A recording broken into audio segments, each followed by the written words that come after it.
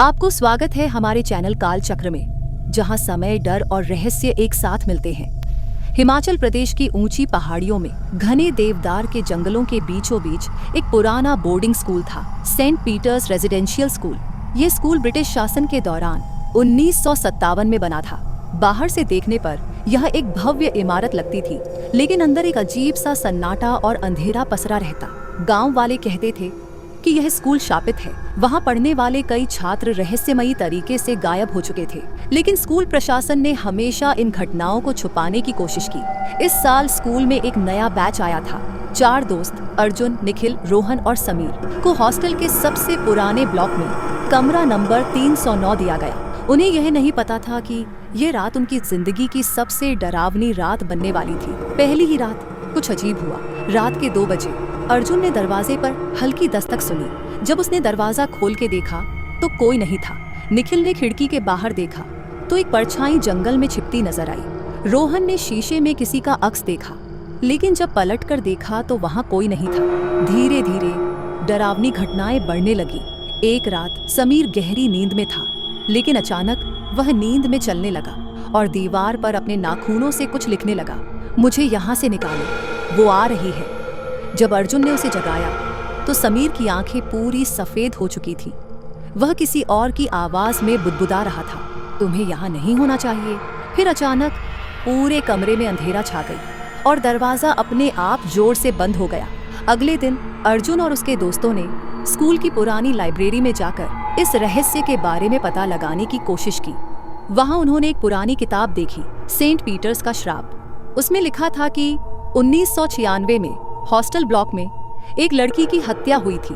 उसका नाम था एलिजाबेथ। लिखा था कि एलिजाबेथ की आत्मा आज भी स्कूल में भटकती है और हर साल किसी एक छात्र को अपने साथ ले जाती है। अर्जुन ने जैसे ही यह लाइन पढ़ी, किताब अपने आप जमीन पर गिर गई और पूरे कमरे में तेज हवा चलने लगी। समीर कांपते हुए बोला, हमें यहाँ से निकलना चाहिए, लेकिन अब बहुत देर हो चुकी थी। रात के ठीक 3 बजे अर्जुन को लगा कि कोई उनके कमरे के बाहर खड़ा है। दरवाजे पर खरोंचने की आवाजें आने लगी।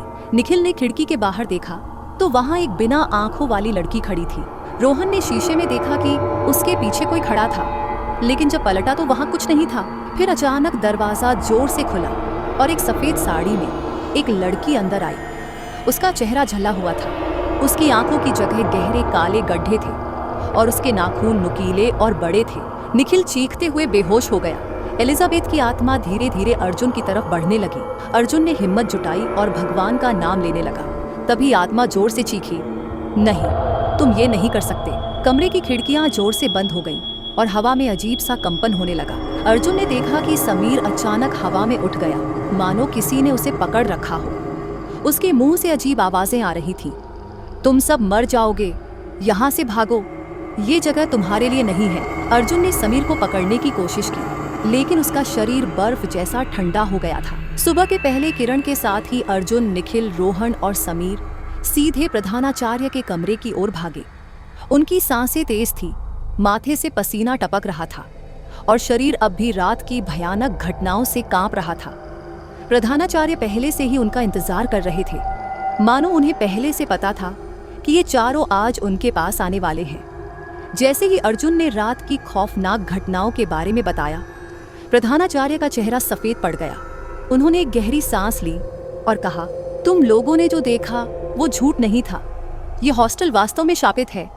उन्होंने बताया कि सालों पहले 1996 में इसी हॉस्टल के ब्लॉक में एक लड़की की हत्या हुई थी। लड़की का नाम था एलिजाबेथ। एलिजाबेथ सिर्फ एक साधारण छात्रा नहीं थी, वो स्कूल के एक शिक्षक की बेटी थी, लेकिन किसी को नहीं पता कि उसकी मौत कैसे हुई। कुछ लोग कहते थे कि उसे उसके ही एक टीचर ने मार दिया, क्योंकि वो किसी गहरे राज को जान चुकी थी। कुछ लोग कहते थे कि उसने खुद आत्महत्या कर ली, क्योंकि उसे रात में अक्सर डरावनी परछाइयां दिखाई देती थी। लेकिन सच्चाई जो भी हो, एक बात साफ थी, एलिजाबेथ की आत्मा अब भी इस स्कूल में भटक रही थी। उसकी आत्मा हर साल एक छात्र को अपने साथ ले जाती थी। पिछले साल रवि नाम का एक लड़का गायब हो गया था और उससे पहले अजय। हर साल कोई न कोई इस हॉस्टल के कमरा नंबर 309 से गायब हो जाता है, लेकिन हमें कभी किसी का भी शव नहीं मिला। अर्जुन और उसके दोस्त यह सुनकर सन्न रह गए। तभी समीर धीरे धीरे कांपने लगा और उसकी आंखें एकदम सफेद हो गईं। उसके मुंह से अजीब सी आवाजें निकल रही थी।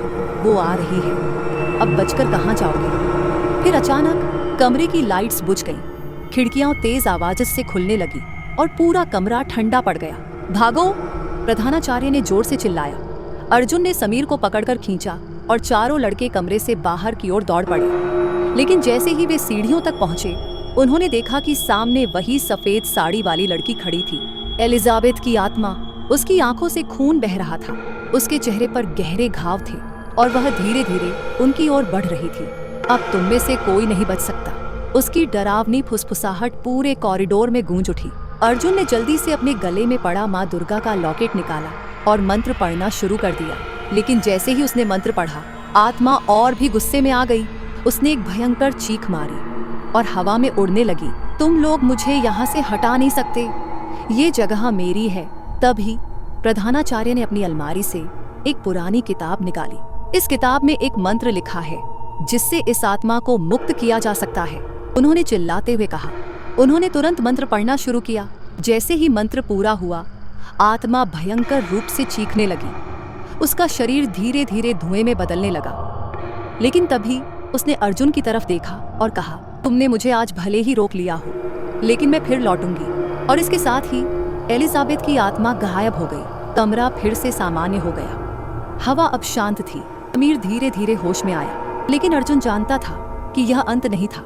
अगले दिन प्रधानाचार्य ने कमरा नंबर 309 को हमेशा के लिए बंद करवा दिया। कुछ दिनों बाद स्कूल को पूरी तरह बंद कर दिया गया। अर्जुन और उसके दोस्त घर लौट गए, लेकिन उनके दिल में हमेशा एक डर बैठा रहा। क्या एलिजाबेथ वाकई चली गई थी या वो फिर लौटेगी? कुछ सालों बाद किसी ने सुना कि पुराने हॉस्टल के पास से गुजरते समय किसी ने फुसफुसाहट सुनी।